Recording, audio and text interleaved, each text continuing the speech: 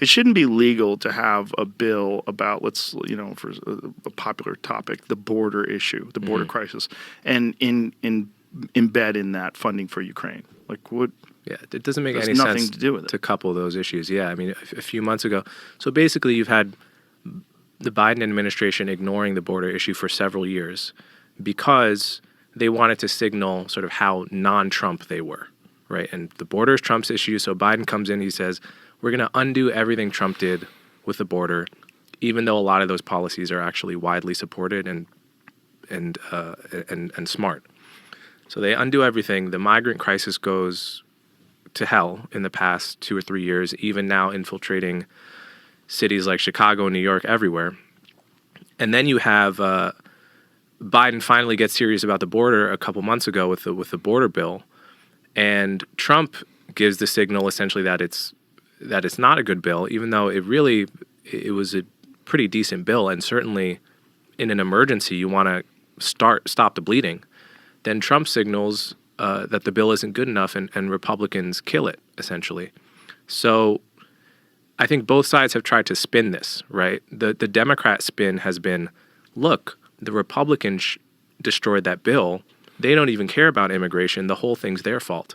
Of course, what's wrong with that is the reason it's this bad is because Democrats have been ignoring the issue fully for 2-3 years.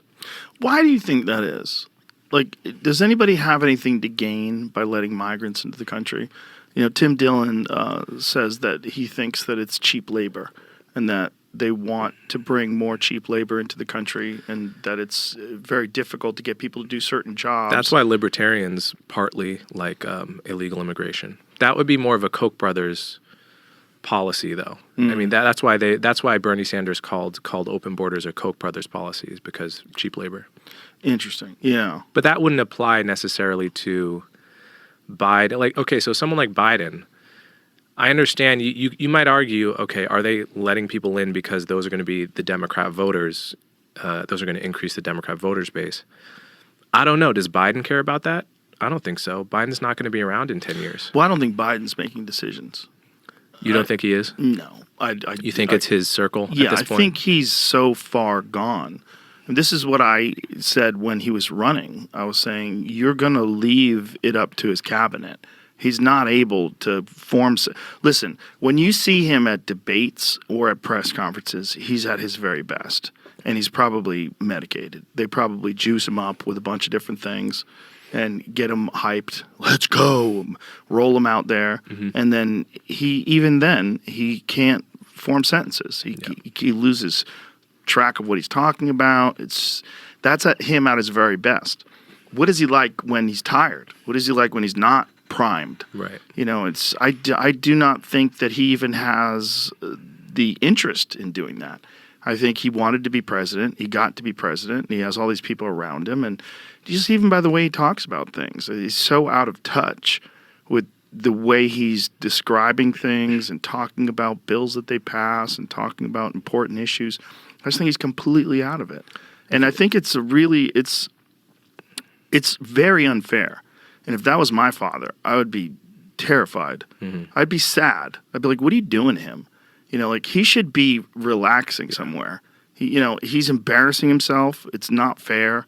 To take a person that's in cognitive decline like that and just parade him out there and use him as a figurehead. It's just crazy. And if you look at the difference between him now and him in 2020, wild. He didn't look great in 2020, but he looked like he could handle himself. Right.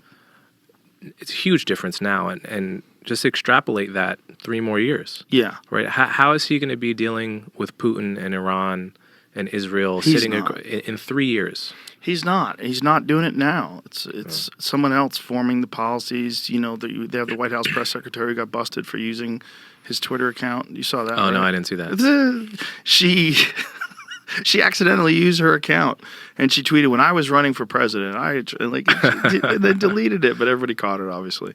And obviously, there's the Kamala liability. Oh yeah, that's a hilarious one. The Kamala fans are my favorite. Are they? Who are they? I got a guy. I don't want to say his name. Yeah. I'm trying to be respectful, but he's a comedian that's out of his fucking mind. He's one of them blue no matter who. Okay. He's operated a just he's got this like cognitive dissonance. It's very bizarre.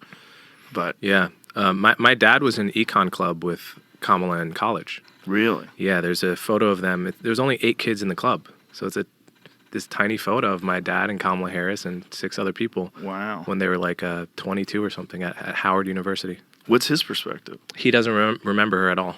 Interesting. And now Unless, she's vice president of the United States. yeah, she didn't make an One impression. heartbeat away. She didn't with make an impression. A dying man. Yeah. At the helm. You Yeah. know? I mean, she could sneak up behind him at any moment and end it. Yeah. at any moment. Yeah. At any moment.